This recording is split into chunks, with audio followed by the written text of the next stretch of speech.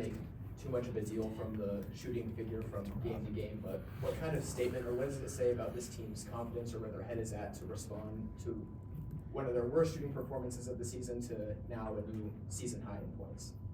Yeah, no, I think our guys, again, we're boring. We do the same thing every day. We trust the habits and the work that we do, so we don't overreact one way or another. We have belief in our guys' ability to make shots and knock them down. It was great to see, guys step up and do it with confidence today, because it was important that we did that, and we worked for it and we proved it to ourselves. So proud of our guys for doing it. And Joshua tonight with 30, I think his previous career high is 21. How does it typify the way he got that type of scoring effort that he missed the free throw? Deshaun gets an offensive rebound. Kean finds him for his first three. Then he hits a couple more and gets rolling that way through that effort. Yeah, no, I think with Joshua, obviously we're seeing with every game how he's continuing to impact winning in different ways. And tonight, you can just tell he had confidence in his shot. He puts the work in, and so it's great. Our guys recognize that if they see him, doing the work. And as you mentioned, he gets to the foul line and rebounds well, but and makes plays for us. I mean, he does so many winning things. So I think shooting the ball or finishing plays is part of it, and glad that he was able to do that tonight. And what shifted for you guys when I think about not that far into the game, you've got 8 turnovers, they've got 3, completely flipped that for the rest of the game? Yeah, no, I think, like to your point, we were very careless early, and we needed to clean that up. We addressed it, talked about it, where they're bringing help from, what plays we need to make when we attack to get to the rim with force. And, from that point forward, the rest of the game, I think the 2 turnovers we had, Brant got one was a seal in transition for his 3rd foul, and then J. Jeff had the one he threw out of bounds looking for D-Wad. So other than that, we didn't turn it over from that point on. And so that was really important for us to continue to on both sides, one, to command the offense the way we need, and 2, to keep them out of transition and having it be an up and down game when we had a lead. I know you had an existing relationship with Joshua from your time out west, but when you saw his name enter the transfer portal, what was your reaction as a staff about the need to go get him? Yeah, I mean, I'd recruited him for, the 2 seasons at my previous stop, was very aware of him, saw him play a lot, did a ton of Zoom calls, knew his character, knew what, he could bring to the table, felt like he had even more to his game than what he had shown at the college level at this point, and that this would be a great place for him to bring that out. So fortunate that he had some trust in the pre-existing relationship, and he was looking for a place where, basketball-wise, that he could really develop. At first I was nervous he'd want to stay out west or closer to home, but it shows a lot of maturity on his end, and it's really paid off for him, and we're going to continue to elevate him, and he'll continue to elevate himself. When you look at a lot of transfer additions across the country, typically it takes some time for them to mesh and kind of get into a groove of the new system or whatever it may be. He's kind of hit the ground running throughout the entire season here, and exclamation point on it tonight. That to me is really impressive considering his knee situation in the offseason. How did you see him kind of acclimate himself despite not being able to play in the summer? Yeah, he wasn't able to do anything really in the summer except for rehab and get back after it. So, Pete Link and Vic Miller do a terrific job for us, our trainer and our strength coach, of really getting him back into shape on a daily basis. Joshua's a tremendous worker. I mean, he puts a ton of time into it. He's a veteran. He knows he also has to do a great job taking care of his body, the things he does in the training room, the things he does on his own. And then as the season has moved forward, we've certainly continued to play him bigger minutes because of the impact that he has on winning in so many ways. And he's handled that with great maturity and continued to step up. So I think it's a testament certainly to his work habits, the character, the foundation that he has with his family. And then I think trust also is important, and that's where that pre-existing relationship and trust comes into play when it comes down to the plan that we have for him every day and how that plan will pay off. So great to see. Coach, 180 points tonight. I know you talk about the daily habits and doing things over and over again, but how was your team able to overwhelm UCF to basically look lost as they did on defense tonight? Well, we felt like, they're a team that goes aggressively to the offensive boards, which the downside to that can be there's some long rebounds and you can get out in transition. We knew they were gonna press, and when they did, that we could attack and get in transition. They do a great job in the backcourt of they had the one steal where they try to, steal the outlet and things along those lines, but we felt like we could get ourselves in situations where we would have an advantage, 4-on-3, 3-on-2, and now it's about converting those advantages. And so, again, I think our guys came out with the right mindset and mentality, and we were aggressive, and we were on the offensive boards from the start as well, and that's part of our offense. So, we knew what was going to be presented, and we knew the plays that we needed to make, and credit goes to our guys for stepping up and continuing to make them for the full 40 minutes. TJ, Nate and D-Watt provided big sparks off the bench tonight. What did you like about those guys tonight? Yeah, D-Watt immediately when he came in, wasn't just the three. I mean, I felt like defensively he was flying around making plays, and then, when you have that level of energy, the ball seems to find you, and so he ends up with 11 points and 5 boards in only 11 minutes. Just thought he was terrific, and I think he's going to continue to make strides. We had talked about it, he and I, the last day or two about what that impact needs to look like, and he did his job, and we'll continue to look at him more that way. And I think with Nate, he's capable of so much out there. I mean, we all recognize and see what he does defensively on the glass, the steals. Teams continue to feel like they can try to go at him, and he comes out on the positive end of that the majority of the time, which is great.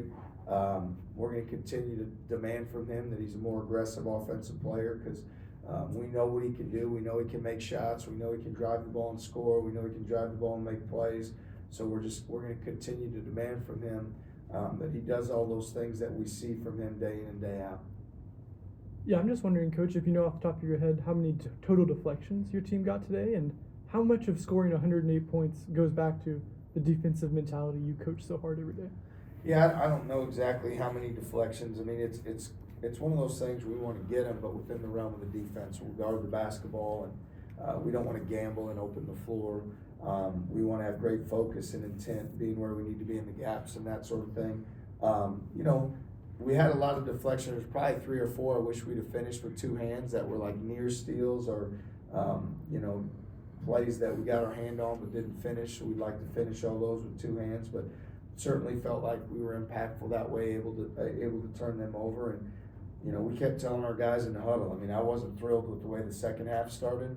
We weren't out there to trade baskets and that sort of thing, but when we focused on getting stops defensively, it allowed us to get out and go offensively. So it's, the order of operations there for our group's always going to be pressure the ball, guard the ball, finish the plays on the glass, and then we'll have the opportunity to go in transition when we do that. Coach, I think it was since December 4th when you guys took down Marquette here, since Kean had over 20 points in a game, and obviously, got 21 today. What was it kind of like for him to kind of get all his shots, see him kind of go in tonight as well as Joshua's biggest performance? Yeah, and I thought, at least 1, if not 2 of Keith's threes looked like it was good and right there as well, outside of the one he did make. So it's great for him to see it go through the basket. I mean, he's such a gifted finisher. At the guard position, there's probably not a better finisher in the country. That body control, both hands, sidestep, through contact, floaters, all the ways that Kean finishes plays. And I was most impressed tonight with his ball security. I mean, the amount of plays he made for himself and for his teammates, and only have 1 turnover. That was the most impressive part for me with him. So again, he's been terrific for us. It's great to see him score it. And I think, the more he focuses on the defensive side and the rebounding side, I think the more that he'll get it and be able to go in transition and be in the open court where he's at his best. And obviously, early in the second half, you called timeout, I think, after UCF made 4 straight threes. What was it kind of like in the huddle to kind of straighten up your defense, at least on the perimeter? Yeah, that wasn't as much of a warm, fuzzy conversation as one making sure that we understood that the work that we did every day and playing for one another on that side, that we were going to honor that, and that we were not to the standard of what we needed to do. So I just felt like it was important to get our guys' attention and get them refocused. And as disappointed as I was in our start to the half, I thought after that timeout, we fixed things pretty quick.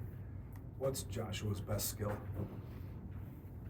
You know, I'd say his best skill is a playmaker. Like if you said to me, you know, he's such a tough cover because he's a mismatch guy that in space when he has room to operate, like he's really tough to guard one-on-one, and then, you know, he can pass the basketball. You know, certainly there's some parallels probably to what we saw, you know, 10 years ago or so from Royce White when he was able to handle it in space and make plays that way. But I think that's where he's at his best, certainly, is that playmaker, that advantage creator. But, man, there's so many things he's doing to impact winning. I mean, and I think we consistently find when we do our numbers defensively, we look at how many possessions do you end and how many plays on the defensive side, and he's constantly 20 plus in terms of great plays on that side. So have to also pay respect to what he does on the other side of the court. But we're going to keep putting it in his hands. We're going to keep getting him downhill.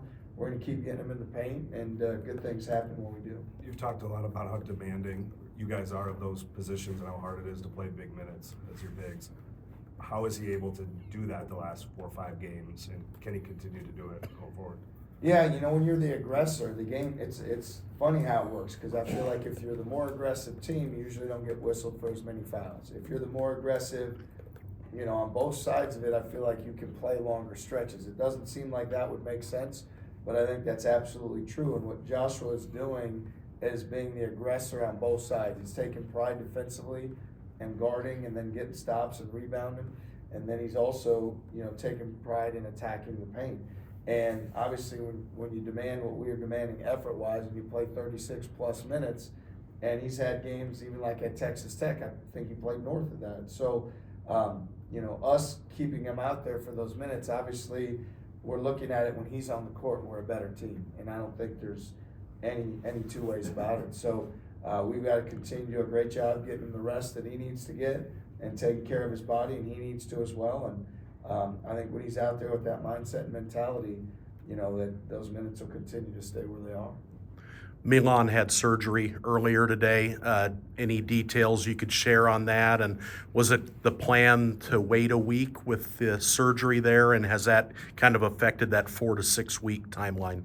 Yeah, I don't know exact timeline, and I went over and saw him, you know, today before I came over to the game, and he was in good spirits and felt like things would go well.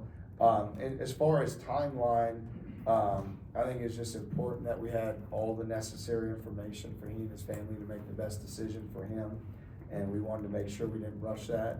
And I think his health and well-being is the most important thing. So my guess is we'll know more in the coming days in terms of timeline, but I think, you know, from the time he went out, the timeline that we initially had thought is probably still about, you know, what's in place. I think there was a moment, I think it was in the second half, where Taman stole the inbound, kicked it out, the ball came back to him and he knocked down a 3. How much did that play just exemplify this team's ability to create opportunities on defense and turn them into plays? Yeah, no, Taman is a warrior. I mean, Taman is somebody that his character, his toughness, his desire to win, play for his teammates, I mean, is at the highest level. And he makes plays that only Taman can make. And we talked to him before the game.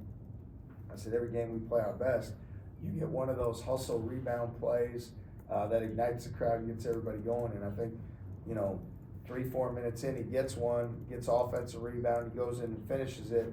And then, ironic again, like you said, he chased that one down, and then it comes back to him and he bangs a big 3. For me, that was probably my favorite play of the game, because Taman does so many things that enact winning across the board, and he's such a warrior for us. And so when he makes those plays that only he can make, and then he's able to be rewarded for that, those are ones I really enjoy, because he's doing so many great things out there for us. Thanks, everyone. Thank you.